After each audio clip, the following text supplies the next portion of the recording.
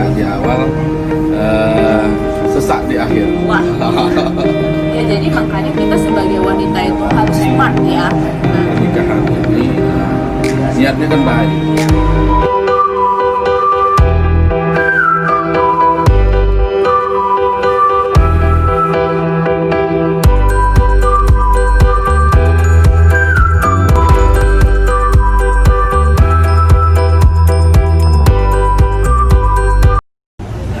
Halo guys, ketemu dengan saya Jumila.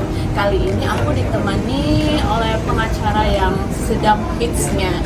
Namanya Bang Robi. Robi apa Bang? Robi Anugrah Marpaung. Robi Anugrah Marpaung. Nah, beliau ini punya kantor pengacara namanya Ram Law Office. Law Office. Nah, aku mau nanya-nanya soal pernikahan siri nih. Kayaknya seru banget ya. Kita ngobrolnya santai aja, oke? Abang, gimana sehat? Alhamdulillah sehat. Nah, ini Mila mau tanya soal pernikahan siri, boleh? Aduh, ini menarik ini. Menarik. Menarik sekali ya. Pernikahan siri ini enak di awal, sesak di akhir. Wah, enak di awal, sesak di akhir. Itu kenapa bisa begitu ya ceritanya ya? Ya, pastinya kalau di awal kan masing-masing kan lagi kasmaran, Iya, benar. lagi indah-indahnya, belum ada beban, Iya. belum ada yang diperebutkan. Oh, nanti ujung-ujungnya ada yang diperebutkan. Ada. Oke, Iya. oke. Terus yang mau tanya nih, bagaimana soal apa ya tuntutan harta gitu di dalam pernikahan siri? Pernikahan siri ini sendiri adalah pernikahan secara agama dan adat istiadat. Iya, Pernikahannya secara agama sah, iya, secara adat sah, Iya. tapi secara negara ini tidak diakui. tidak diakui ya. Karena Berarti dia tidak mencatatkan dalam lembaran negara. begitu. Terus gimana soal yang tadi Nila tanya tuntutan hartanya? Karena dia pernikahannya tidak diakui, pastinya nanti ini dia tadi yang saya bilang sesak di akhirnya, ketika dia mau mengajukan harta, pembagian harta, Iya, baik suatu- warisan, iya, suatu saat mereka mau pisah ya. bisa atau ada yang meninggal suaminya, Meninggal, iya. mau minta warisan, ini secara hukum nggak diakui. Oh gitu. Karena pernikahannya tidak tercatat di dalam lembaran negara. Jadi nggak bisa dapat harta dong. Nggak bisa dapat harta. Kasian banget ya nggak bisa dapat harta karena nggak diakui oleh negara. Jadi kita ya sebagai wanita yang menikah secara siri nggak bisa nuntut apa-apa gitu. Jadi solusinya apa? Jadi solusinya sebenarnya pernah ada putusan Mahkamah Konstitusi khusus tapi untuk anak. Anak ini secara gennya ini tetap secara keperdataannya diakui. Kalau mereka memiliki keturunan ya, Iya, anak punya anak. dari hasil pernikahan siri itu. Pernikahan siri tapi dengan catatan harus melakukan uji Tes DNA tes ya. DNA atau uji keahlian lainnya. Oh, gitu. Yang menunjukkan bahwa antara si anak dengan bapak ini ada hubungan darah. Ya, ya. Kalau ini punya catatan ini, si anak bisa menuntut hak keperdataan tadi. Keperdataan. Keperdataan, misalnya minta warisan, Minta warisan. bagian harta. Ya. Itu bisa dilakukan kalau ada uji tadi, uji DNA. Jadi solusinya buat si istri siri yang punya anak, dia bisa menuntut hak anaknya juga ya. Tapi dengan ketentuan harus ini apa namanya? Uji DNA. Ya, DNA benar nggak itu anak dari si suaminya itu gitu. Iya, jadi itu dia. Nah, itu kalau si suaminya nggak mengakui bahwa itu keturunan dia. Oh, kalau tidak mengakui, tapi kalau mengakui ya udah nggak selesai, usah nggak ada nggak usah masalah. perlu pakai ujian ya. Nggak ada masalah, Negara. aman. Iya benar-benar. Sesak yang lain dari pernikahan ini, banyak yang berkonsultasi sama saya ketika si perempuannya hamil dari Iya. pernikahan siri, dia bingung karena kedepannya bagaimana si anak. soal akte ya. Itu akte, dia. iya nih soal akte. Bagaimana nanti setelah anaknya lahir ya. Jadi bagaimana pengakuannya gitu.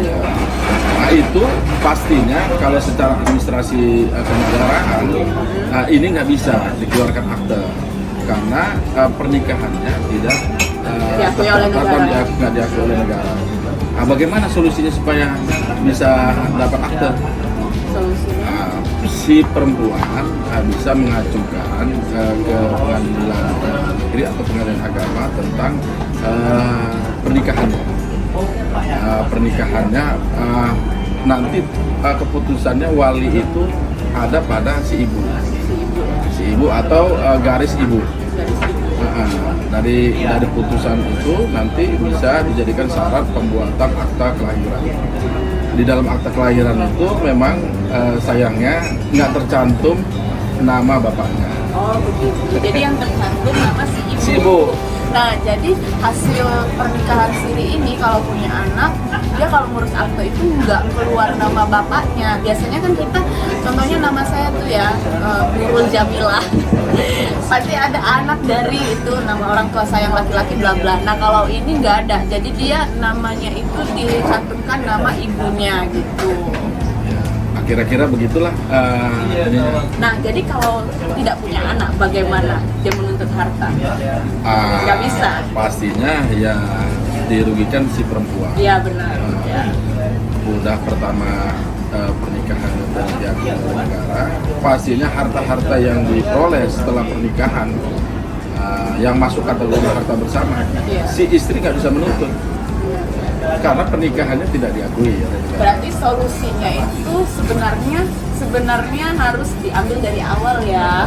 Maksud Mila itu perjanjian mungkin ya antara kedua belah pihak. Katanya kamu mau nikah siri dengan saya gitu. Ya udah boleh aja, tapi kamu harus berikan saya mobil, rumah, tanah atas nama saya gitu. Jadi kalau suatu hari gitu kita ibaratnya terjadi hal yang tidak dienakkan ini gitu, kita bisa mengambil hak kita di situ ya. Jadi si laki-lakinya nggak bisa ambil karena atas nama kita. Bisa juga solusinya dibuat begitu karena setiap melakukan transaksi jual beli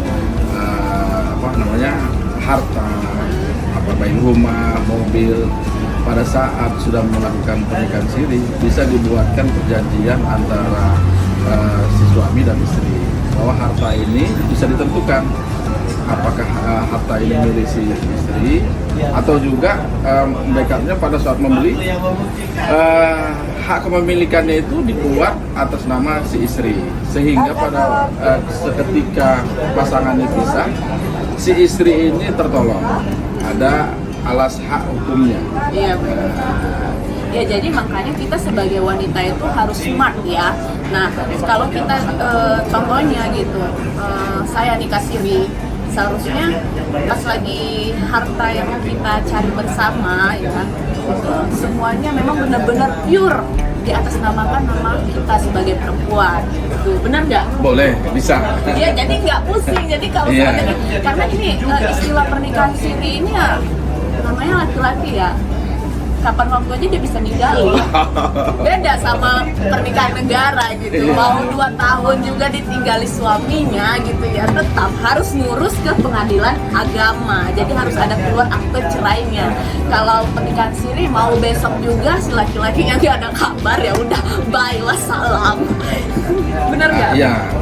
Oleh karena itu sebenarnya pernikahan ini niatnya kan baik. Iya benar. Niatnya baik, oleh karena itu jangan karena niatnya baik harus dilakukan dengan cara baik juga. Kalau menikah siri ini kan pernikahan yang tersembunyi deh. Iya benar. Tersembunyi. Supaya baik ya dilakukanlah pernikahan yang normal. Bagaimana caranya? Misalnya kalau si suami atau si laki-laki mau menikah 2 kali, biasanya nikah siri ini untuk istri yang kedua, ketiga, keempat. Makanya saya bilang tadi harus ada komitmen di awal. Komitmen di awal. Karena kita udah tahu gitu sebagai wanita kalau ibaratnya si suaminya itu punya istri lagi, otomatis ini kayaknya kedepannya, masa depannya kita nggak tahu seperti apa gitu. Jadi kita harus menyelamatkan diri kita juga sebagai wanita gitu. Paling enggak ya, namanya wanita, umur semakin lama semakin bertambah, kita nggak tahu produktifnya sampai kapan gitu.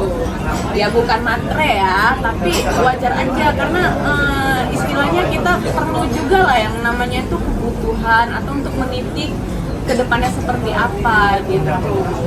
Jadi yang Mbak Mila sampaikan tadi itu salah satu solusi untuk jangka panjangnya.